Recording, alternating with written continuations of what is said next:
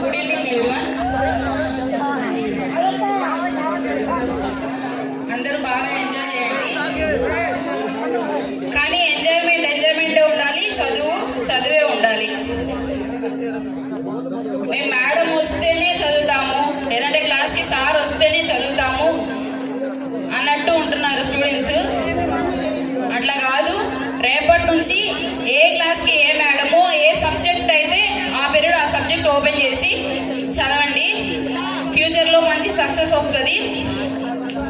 So నేను చెప్పాలనుకున్నది ఒక్కటే, ఎవరున్నా లేకపోయినా సెల్ఫ్ కాన్ఫిడెన్స్ అనేది ఒకటి ఉండాలి. అంటే నేను చదవాలి, నేను సాధిస్తాను అనేది ఒక కాన్ఫిడెన్స్ అనేది ఉండాలి. కాబట్టి ఏ పీరియడ్లో ఆ సబ్జెక్ట్ చదవండి, స్కోర్ బాగా గెయిన్ చేయండి. థ్యాంక్ యూ ఎవ్రీవన్, ఎంజాయ్ చేయండి. Thank you madam, thank you so much. Next